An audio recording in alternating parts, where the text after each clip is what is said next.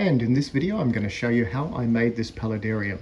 So it's currently housing some of my spotted marsh frogs. So these are an Australian species. There's albino and normal ones in this tank. That's why they look a kind of a freaky colour. There's one completely under the water. What are you doing under there? So they are a very, very small species of frog, native to Australia, obviously, all around the east coast, I think from Tasmania right up to Cairns, up top of North Queensland. So we are going to go through the basics of how to set up an enclosure for them. Very, very cool little frogs. Let's get started. And welcome back to another exciting video. So this video is going to be a frog tank setup. So I've got this 90 centimeter Exoterra. I think it's the 90 by 45 by 45 high. You can use pretty much any size tank you want.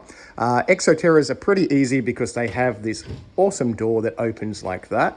They have a full mesh top that you can actually take the whole top off, and it is waterproof. So you can have water in the bottom. You've got access to the full tank. You can use a normal aquarium if you want to. You just have to have access from the top, obviously, then not from the side. Yeah, that makes perfect sense. Anyway, this is not the shop. If you follow me on social media, obviously I have an aquarium shop. This is one of my private reptile rooms. Yes, I know. It's 20 years of doing, so don't stress. I didn't just buy 1,000 enclosures and 1,000 animals. Ooh. Yes, it's 20 years of keeping and breeding cool stuff. But this video is about spotted marsh frogs. So I've kept and bred them for a fair few years. We've got albino and normal marsh frogs. So very cool. Albino, normal, awesome little frogs. I don't currently have any available at the filming of this video, but I will be breeding more later in the season. So usually about November, December is when I have babies available. So just message me on social media if you are keen on these frogs and can't get them locally. Australia only, obviously, and a few states you can't send to and all that wonderful stuff. So research before you ask, or just ask.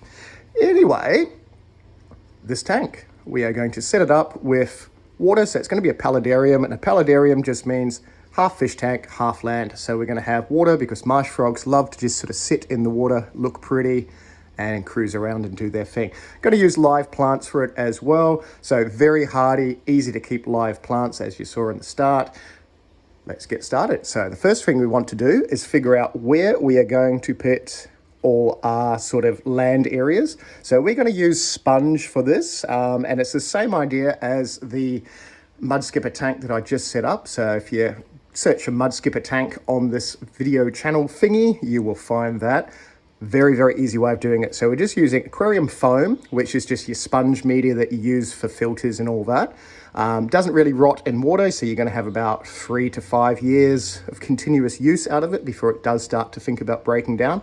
Most people don't keep a tank for 3 to 5 years, or they redo it. So don't stress too much about that. Everyone that has a frog tank after a few years wants to make it better and sees different ideas and all that wonderful stuff. So we're going to use the sponge. We're going to maybe do one in this corner here, one in that corner there. Water, and we're probably going to do like a little waterfall thing. So I'm going to use a cheating method of doing it. Usually you'd have a pump, you'd run a pipe, trickle the water down, glue a whole lot of stuff to it, a lot of stuffing around. We're just going to use a little filter that suction caps to the back of the wall.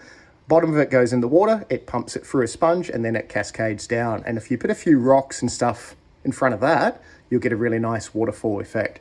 So very, very easy to do. No gluing, no pipes, all that sort of stuff. It's just plug it in, turn it on, away you go. Plug it in, turn it on, same difference. Yes. Yeah, that makes perfect sense. Anyway, what we're going to do next is stick all our spongy things in there. How magical was that? All of a sudden, I have land areas. So, as I said before, I'm just using bits of sponge, cutting it to rough sort of shape so it doesn't look too trashy. Obviously, you just don't want rectangles and squares and pointy corners everywhere. A few are going to be fine. The whole idea with this is with our live plants and moss, it's actually going to grow through this. So it's going to have gravel and sand and stuff like that. But all the plants are going to get their roots in this and grow on this as well because it's going to be nice and moist. Not too sure where we're going to put our filter, like our little water feature. So it's only going to stand about that high. Water will trickle down onto rocks and then it'll go back into the water. So again, our water level is going to be about there, which is around about there. So the frogs can chill in this sort of shallow areas with the gravel. jump in there, go for swims. Exciting frog stuff, which is very important for frogs.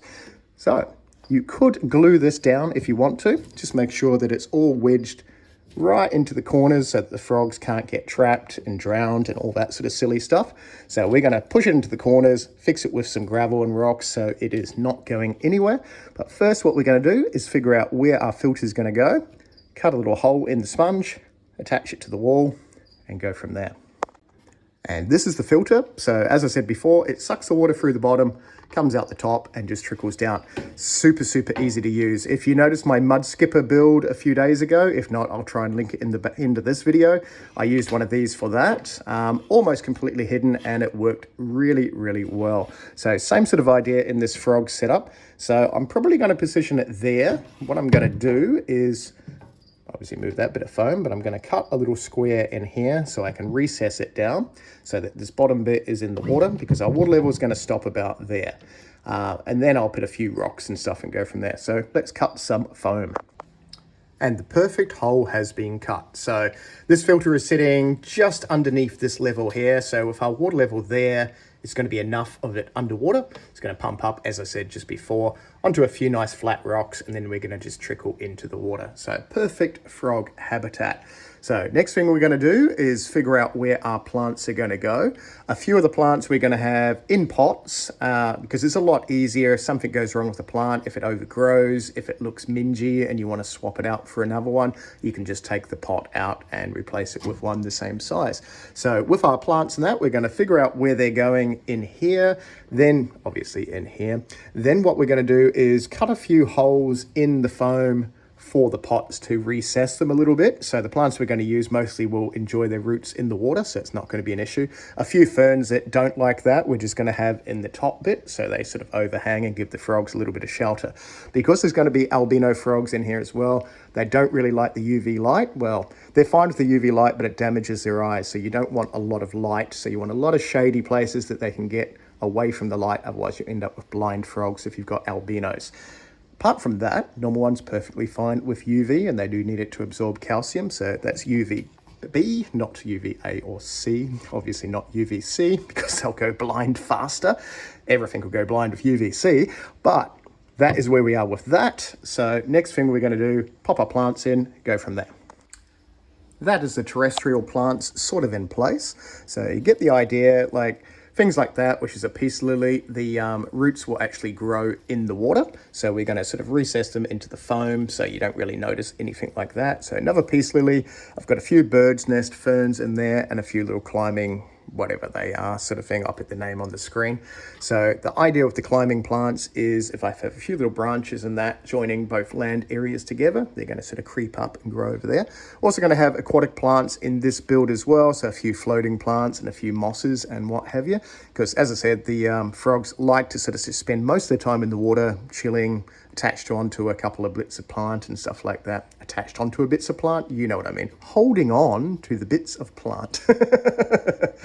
I'm using all the words again on this one. But that is where we are with these. So next thing we do is recess them. Also, when you do get plants like this, they come with garden soil. There's fertilizer. That is that little tiny ball thing there. You don't want any fertilizers, garden soil, and stuff like that in your build. So we're going to use AQUARIUM, which is like a little sort of pelletized clay ball, which is made of volcanic ash. It doesn't screw the water up. You don't get high ammonia, nitrites or anything from it decomposing, which you will with all this sort of stuff. Even the tannic acids in the dirt and stuff from all the little bits of bark will screw your water up. So it's easier to completely replace this with a proper aqua soil, and then you can top it up with gravel if you don't want the frogs trying to dig in there. So the frogs I'm keeping don't really dig in soil, so they're going to be fine with just aqua soil in these. But first thing we're going to do is cut the holes for our plants. Going to replace the soil with better soil and then jump to that part. And it's starting to look a bit like a frog tank. So I have replaced all the soil that were in the pots with this stuff here. So that is pretty much just aqua earth and gravel. So that is the soil that was in there before. So see all those little balls, those are fertilizer balls, which you don't really want around frogs. Frogs are pretty sensitive to everything. So we even got to adjust the pH of the water and make sure it's not too hard, which is the minerals, which is the GH and all that sort of stuff. But that is the substrate we're using. So it's AquaSoil, which is AquaEarth is the brand I'm using, but any AquaSoil is generally going to be okay. A few of their top brands do leach ammonia and nitrite, so just research them before you get it. And it's just mixed with a gravel, so there's good drainage with the plants because we don't want them too waterlogged. If you have soil or something like that, the water's going to soak up and continuously be wet. Some plants are fine like that. The ferns do not like that. So hopefully with our water level there and our pot stops about there, there shouldn't be too much of an issue, and there should be just enough to water the plants, hopefully, because we want low maintenance. We don't want to stuff around with watering plants every 5 minutes and all that sort of stuff. So as I said before, these guys, which are the peace lilies, and this guy, which starts with P, it's on the screen. I'm not even going to pronounce that, Pucus or something. Yeah, I don't know. They are both fine with their roots in the water. I might also put a couple more plants in the water and just make little holes in this sort of stuff here for them. But that is where we are now. So the next step after doing all your plants and your hardscape like that is putting the gravel in. So we're going to use a black gravel and a sand just because it's going to look cool. So we're going to go darker sort of stuff up the top and then a lighter area in the middle. So we're going to wash out a whole lot of sand. We're going to put that in here next. That is gravel and that is sand. So I've gone with a darker gravel. It's the same sort of gravel I've got mixed in with the plant pots and just a lighter sand. So the whole idea, once the plants are in there and that, it's going to look a little bit more natural. Obviously it doesn't look natural with the plastic plants in the background, but it'll blend. Don't stress about any of that stuff unless you're really pedantic about things. The whole idea of this build is obviously simple. It's simple, it's going to have good biological filtration. Shouldn't need to really clean the little sponge in here very often because it has to soak all the way through all this sponge first. And there's only going to be like about half a dozen little tiny frogs in here as well. Don't think I'll bother putting any fish in here. This is reptile room, so yeah, we want to keep it fish free. We have enough fish rooms. But that is where we are. So the next thing we're going to do is a few rocks. We want a little rock coming out here, so I have to find a little flat one so the water trickles and then trickles into the water, so it looks kind of cool as opposed to just going there. We want to extend it out a little bit because we do have a fair bit of area we can extend out to. So as I said, the water level is going to be about here, so we can still extend it out and the water will trickle down. But that is where we are now. We've got the sand. Let's jump to the rocks. The rock work has been added. So haven't glued any of these rocks. They're just sort of sitting there. The frogs are only tiny, so they're not going to knock them around. If you are using bigger frogs or borrowing species, you probably want to glue the rocks together with super glue, something like that. But this is where we are so far. So I've added more Sidoniums, which is just like another very easy grow plant. So there's a few extra ones in there. A little bit of rock, rock, rock. The whole idea is the water will trickle down here, and then the water level will be around there. I've got a rock underneath this one because if you don't have that and you've just got your sand and your gravel, the water trickling down is going to stir it all up, obviously. So that's another little tip if you don't want it to look a mess, because there'll be little AquaSoil bits and pieces go into the water eventually. If you continuously get water sort of knocking those little bits of mud, like the pelletized clay, it will break down and make your water go murky eventually. So otherwise, that is where we are. We have our rock work, we have more plants in, so that's all the terrestrial plants we're going to worry about. I might do a few nice little branches and stuff. These frogs don't really climb, but it's going to give it more of a 3D sort of appeal to it because I have to look at it. But that is where we are. We've got a kind of a sloped riverbank system, all sponges, so the water will soak through and trickle back down. It's looking kind of cool. I kind of like it. So next thing we do is branches, and then we fill it up with water and see if the waterfall actually works. I didn't want to overdo it, so I've pretty much just got one branch. Look, it's a levitating branch. Yeah, they're not going to use the branch, but it looks cool and it gives you that whole three-dimensional sort of thing, which, you know, if you've got animals in an enclosure, you want them to look kind of cool and interesting to look at. So hopefully the Sidoniums will grow up and creep along it. I could attach some now, but I'm not going to bother doing that. There, that is where we are now. So I've got one little branch down the back in there and Mr. Suspended branch, which is pretty much just, you can use nylon, cotton, whatever you want, but woo, there we go. So water in there, we're going to turn the waterfall on. Let's hope the waterfall works. I'm sure it will. To the water.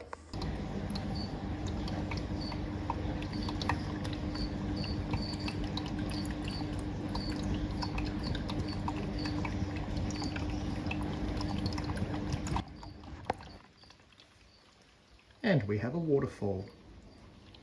Isn't that lovely? You can kind of see it with the floating, the branch.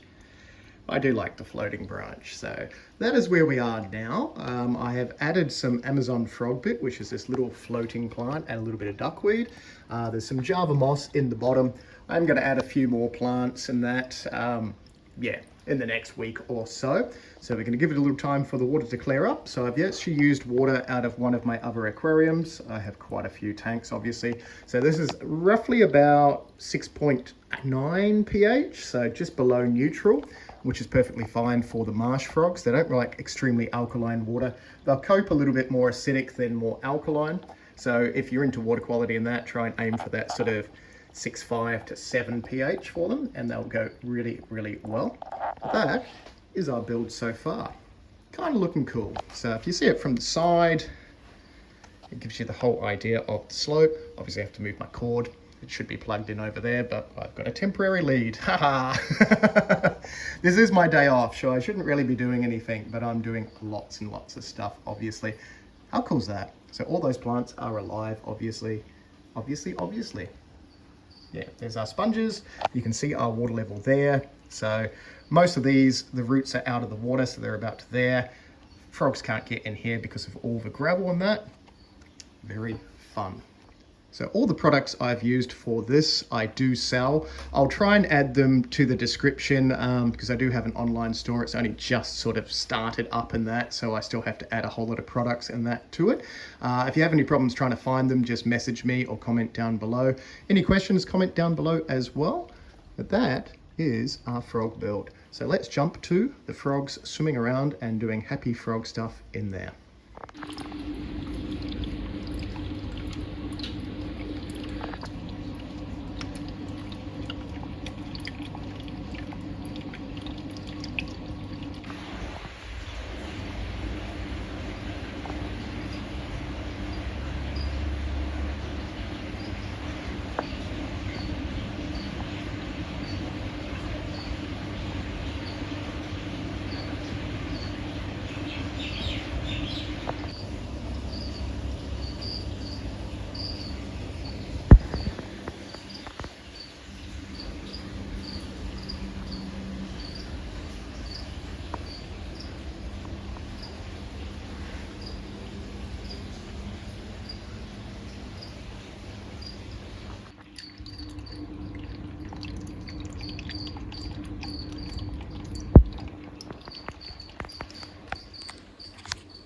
And if you enjoyed this video, feel free to click the thumbs up so I know.